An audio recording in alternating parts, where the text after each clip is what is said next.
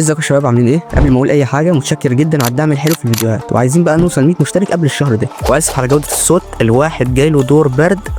في الفيديو ده هتكلم عن حاجه مهمه جدا لو بتفكر تشتري شاشه العاب جديده. الموضوع مش بس دقه الشاشه، لكن في حاجات كتير التجار ممكن يبيعوها عليك بطريقه مش دقيقه. فلو عايز تختار شاشه مناسبه لجهازك وتستمتع بتجربه لعب حلوه، تابع معايا الفيديو ده عشان اوضح لك كل التفاصيل.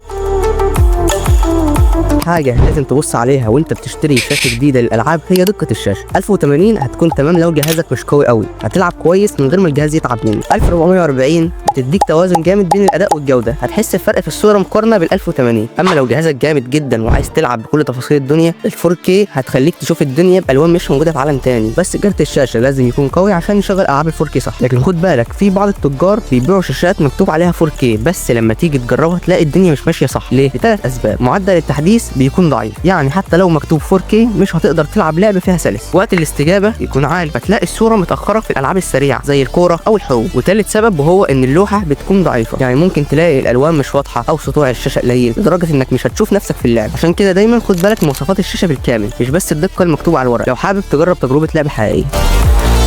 اهم حاجه في الشاشه وهي الهرتز. اختار معدل تحديث 144 هرتز او 240 هرتز للالعاب السريعه. لو انت من الناس اللي بتحب الالعاب السريعه زي الريسنج جيمز اللي هي العاب السباق، لازم تختار شاشه بمعدل تحديث عالي. 144 هتديك تجربه ممتازه لو بتلعب العاب سريعه وتحب السلاسه في الحركه. 240 هرتز لو انت محترف وبتحب الالعاب التنافسيه، هتحس بفرق كبير في السرعه والدقه. المعدل ده بيخلي الحركه في الالعاب اكثر سلاسه والمنافسه امتع. لو عندك شاشه عاديه 60 هرتز، هتحس ان الدنيا مش ماشيه زي ما المفروض، يعني بيكون في تاخير بسيط. معدل التحديث العالي مش بس بيخليك اسرع في رد الفعل، كمان بيحسن من التجربه بشكل عام، والالعاب هتبقى خفيفه وسهله اكتر. لو عايز شاشه بتدعم معدل تحديث عالي وبسعر معقول، دي 3 شاشات انا هرشحها لك هتديك اداء ممتاز. اول شاشه هي الاسوس VG248QG، وتاني شاشه هي الايسر نيترو QG، وتالت شاشه هي السامسونج اوديسي.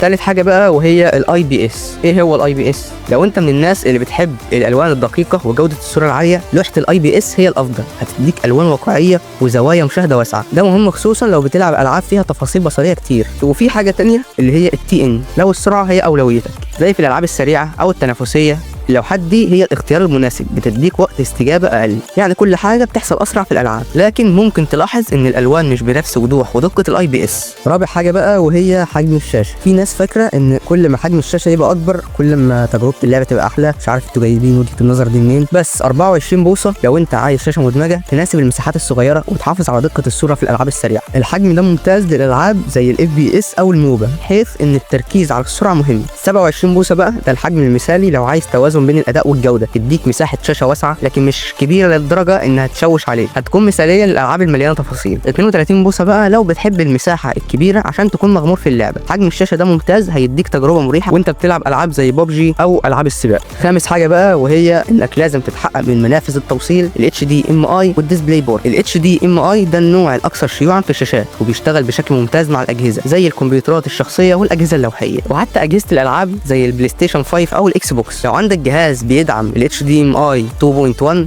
هيكون عندك معدل تحديث عالي ودقه اعلى. اما الديسبلاي بورد ده خيار ممتاز لو جهازك بيدعم الديسبلاي بورد 1.4 او 2، بيتيح لك توصيل شاشات بدقه عاليه ومعدل تحديث مرتفع جدا، خصوصا لو عايز 144 فريم او 200 فريم في الالعاب. اتاكد ان الشاشه بتدعم المنافذ اللي جهازك بيحتاجها عشان تستفيد من افضل اداء في الالعاب. اخر حاجه بقى وهو ال HDR، وده ملخص للهاي دايناميك رينج، وبمعنى نظام ديناميكي عالي. ال HDR هي التقنيه اللي بتحسن الالوان والتباين في الصوره. لو الشاشه بتدعم HDR هتاخد الوان اكثر وضوح وتباين اعلى بين الاجزاء الفاتحه والظلام في اللعب. لو كنت بتلعب العاب مليانه تفاصيل بصريه زي ذا ووتشر 3 او سايبر بانك، تقنيه ال HDR هتديك تجربه غامره اكتر، هتحس ان الالوان والظلال واضحه فيها بشكل افضل مما يزيد من واقعيه اللعبه.